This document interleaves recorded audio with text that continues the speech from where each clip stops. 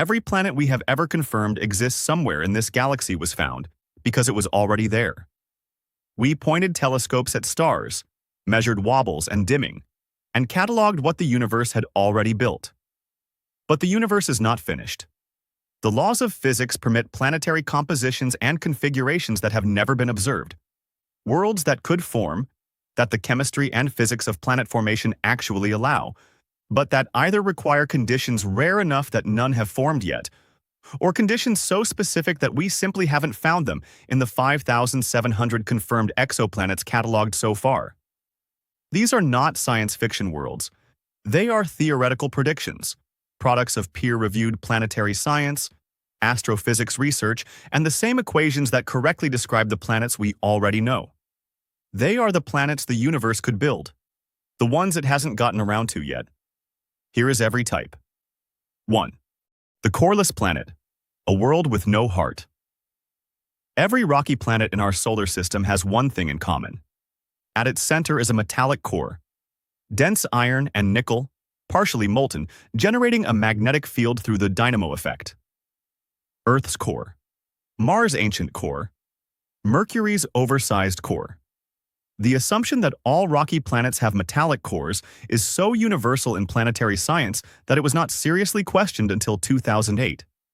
That year, MIT astrophysicists Linda Elkins-Tanton and Sarah Seeger published a paper in the Astrophysical Journal describing a formation pathway that produces a rocky planet with no metallic core at all. The mechanism is straightforward. In the standard formation model, a planet accretes iron-rich material and silicates simultaneously. Heat from accretion melts everything, and the denser iron sinks through the molten rock to the center, forming a core. But if the accreting material is sufficiently water-rich, the metallic iron reacts with that water before it can sink, forming iron oxide and releasing hydrogen. The iron gets locked into the silicate minerals of the mantle, unable to separate. The planet differentiates, cools, and solidifies, but the iron never made it to the center. The result is a world that looks externally identical to Earth in mass and radius. You could not distinguish it from a cored planet by mass and radius measurements alone. But internally, it is entirely different. There is no molten core, no dynamo, no magnetic field. Without a magnetic field, there is nothing to deflect the stellar wind. The atmosphere is exposed to direct bombardment from the host star's charged particles. Over geological timescales, millions to billions of years, the atmosphere would be gradually stripped into space. A coreless planet is a geologically dead world, magnetically naked, losing its atmosphere to the stellar wind with no way to regenerate it. These planets likely exist. The formation pathway is physically valid. We simply have not yet measured the interior composition of a rocky exoplanet precisely enough to confirm one.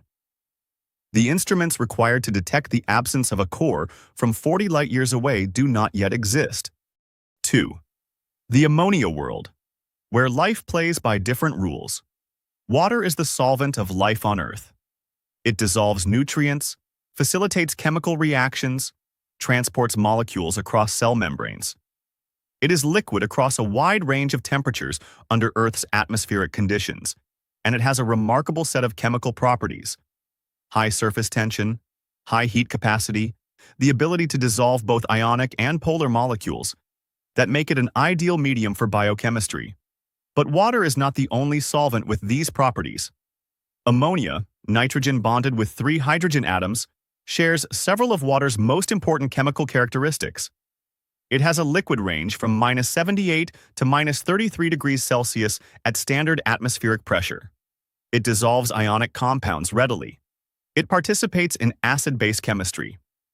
The Nobel Prize-winning chemist J.B.S. Haldane proposed as early as 1954 that life based on liquid ammonia as a solvent was chemically plausible.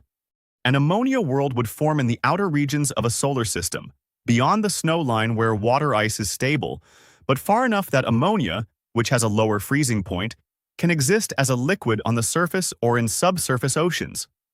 The surface temperature would be approximately -50 degrees Celsius, similar to the coldest regions of Antarctica. The atmosphere would be predominantly nitrogen, with ammonia playing the role of water vapor, cycling through liquid, gas, and solid phases as weather. The biochemistry of life on an ammonia world, if it existed, would be fundamentally different from Earth life. The protein structures and membrane chemistries that work in liquid water do not automatically work in liquid ammonia. But the chemical complexity is sufficient. Organic molecules dissolve in ammonia. Reactions occur. Whether they could self-organize into reproducing systems is unknown, but not physically excluded. We have not detected an ammonia world. The temperature range required is narrow and distant from the star. The atmospheric signature would be distinctive in spectroscopic observations. The James Webb Space Telescope is currently capable of detecting ammonia in exoplanet atmospheres, but no confirmed ammonia world has yet been found. 3. The helium planet, a gas giant. Missing its most abundant ingredient. Gas giants form the way all large planets do, by accreting a rocky or icy core large enough to begin gravitationally capturing surrounding gas. Hydrogen, the most abundant element in the universe, is captured first and in the greatest quantities. Helium, the second most abundant, follows. But what happens if a gas giant migrates too close to its host star after forming? The intense stellar radiation heats the upper atmosphere, and the lightest gas, hydrogen, begins to escape. This process, called photoevaporation, has been confirmed observationally for several hot Jupiters. Hydrogen bleeds off into space, lost to the stellar wind. If the process continues long enough, and the planet remains massive enough to retain the heavier helium while losing the lighter hydrogen, the theoretical endpoint is a gas giant composed almost entirely of helium. A helium planet would be physically different from a standard gas giant in several ways. Helium is significantly denser than hydrogen under the same conditions. A helium-dominated giant would be physically smaller, but more massive than a hydrogen-dominated giant of the same composition. The atmospheric dynamics would be different. Helium does not form the same cloud structures and chemical compounds as hydrogen-rich atmospheres. The weather patterns, the coloring, the spectroscopic signature, all would be alien to anything we have observed. The problem with detecting a helium planet is that the transition is gradual and the endpoint is extreme. We have observed hot Jupiters with elevated helium to hydrogen ratios, including the planet WASP-107b, where helium was directly detected escaping from the atmosphere in 2018, the first such detection ever made. But a truly helium-dominated gas giant with hydrogen largely gone has not been confirmed. Whether any gas giants old enough and hot enough to have completed this process exist in the galaxy is unknown. The timescales involved are enormous. The physics permits it. 4. The carbon planet. Diamonds. All the way down. In 2005, planetary scientists Mark Kuchner and Sarah Seeger published a theoretical description of what they termed a carbon planet, a rocky world forming in a region of the galaxy where carbon is more abundant than oxygen in the protoplanetary disk, the opposite of our solar system. In oxygen-rich environments like ours, oxygen bonds preferentially with other elements to form silicates, the minerals that make up Earth's mantle and crust. In carbon-rich environments, carbon bonds with itself and with silicon to form completely different compounds. Silicon carbide instead of silicate. Carbon monoxide instead of water vapor. Graphite and diamond instead of granite. The surface of a carbon planet would be jagged black graphite mountains surrounding pools of liquid tar or petroleum, hydrocarbons condensed from the carbon-rich atmosphere. The atmosphere itself would be a smog of carbon monoxide and methane. But deep beneath the surface, the weight of the planet pressing down on the carbon-rich mantle generates thermodynamic pressures high enough to crystallize the raw carbon into solid diamond. A carbon planet potentially has a mantle of pure diamond stretching for hundreds of kilometers toward its core. The first candidate carbon planet, 55 Cancri E, was proposed in 2010 based on mass and radius measurements suggesting a carbon-rich interior. However, subsequent analysis and observations by the James Webb Space Telescope in 2023 detected a possible thin atmosphere around 55 Cancri E, consistent with a volcanic rocky world, raising questions about its composition. The carbon planet classification remains unconfirmed and scientifically contested. A true carbon planet has not been definitively identified. 5. The silica planet. Sand, all the way through silicon dioxide. Silica, the compound in quartz and beach sand, is one of the most abundant compounds in rocky planets. Earth's crust is approximately 46% silica by mass. But Earth's interior is dominated by iron-magnesium silicates, not pure silicon dioxide. A silica planet would form from a protoplanetary disk unusually rich in silicon and oxygen relative to iron and magnesium. The result would be a world composed predominantly of pure silicon dioxide, quartz, and its high-pressure polymorphs throughout the mantle, with little to no iron content. The physics of such a world differs from Earth in ways that are not immediately obvious. Silicon dioxide at high pressure transitions through several crystalline phases: coesite, stishovite, and post-stishovite, each denser and more rigid than the last. The interior of a silica planet would be extraordinarily rigid, with tectonic activity likely suppressed by the mechanical properties of the high-pressure silica phases. Without active tectonics, the carbon silicate cycle that regulates Earth's long-term climate would not function. The planet would be geologically locked, its surface not refreshed, its atmosphere not regulated by volcanic outgassing. A silica planet would look rocky and Earth-like from a distance. Up close, it would be a world of pale, quartz-rich terrain, white and gray rock stretching in every direction, no soil, no organics, no chemistry being recycled from interior to surface. Beautiful and dead. No confirmed silica planet exists. The interior compositions of rocky exoplanets cannot yet be determined from mass and radius alone with sufficient precision to distinguish silica-dominated worlds. 6. The iron planet. A world that survived being shattered. An iron planet is not simply a planet with a large iron core. It is a planet that is almost entirely iron, a world from which the silicate mantle has been largely stripped away, leaving the dense metallic interior exposed. The formation mechanism most supported by current models is catastrophic collision. A standard rocky planet forms normally, differentiates into a silicate mantle and iron core, and then suffers a high-velocity impact from another massive body during the chaotic early period of a solar system's formation. If the impact is energetic enough at the right angle, it blasts away the lighter silicate mantle while leaving the denser iron core largely intact. Mercury is the closest analog in our solar system. Its iron core makes up approximately 70% of its total mass, compared to Earth's 32%. The leading explanation for Mercury's iron-dominated composition is exactly this stripping mechanism, though the details are still debated. A true iron planet, one where the silicate mantle has been almost entirely removed, would have extraordinary density. Surface gravity, for a planet of Earth's mass, would be significantly higher than Earth's because the radius would be much smaller, all that mass compressed into a smaller iron sphere. The surface would be bare metal, or more likely covered in a thin layer of rocky debris from the impact that stripped it. No atmosphere. No magnetic field activity beyond what the liquid iron interior generates directly. A world that is geologically simple, mechanically extreme, and almost certainly hostile to any chemistry complex enough to constitute life. Mercury's existence confirms these planets can form.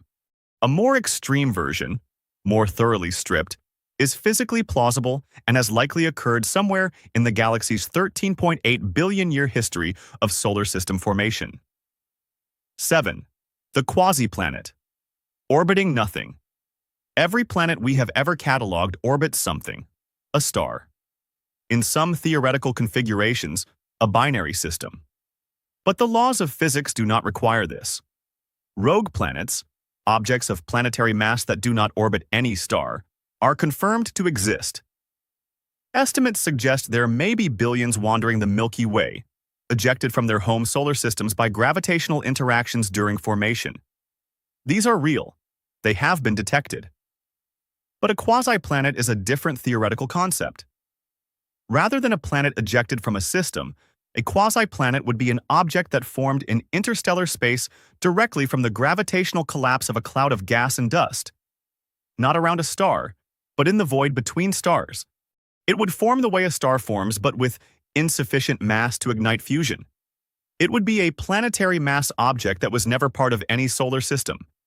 It never orbited anything.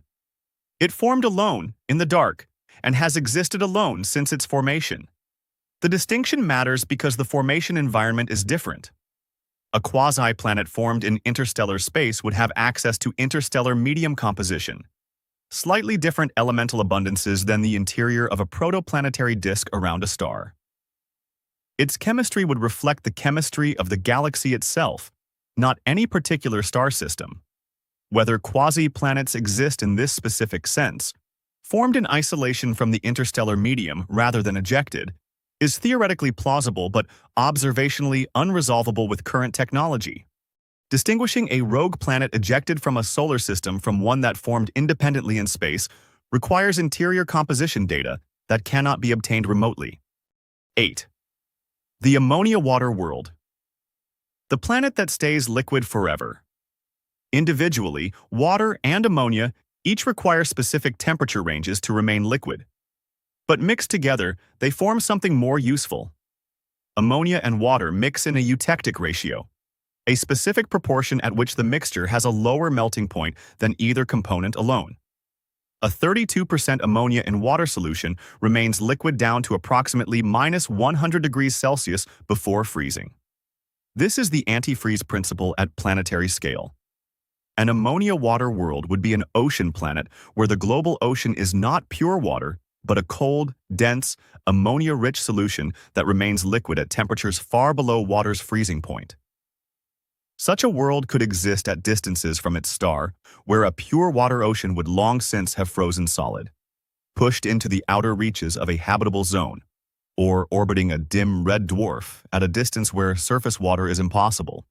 The subsurface oceans of several moons in our solar system, Europa, Ganymede, Titan, Enceladus, are believed to contain ammonia mixed with water, which helps explain why they remain liquid despite the extreme cold. These are not hypothetical. They exist inside our solar system right now.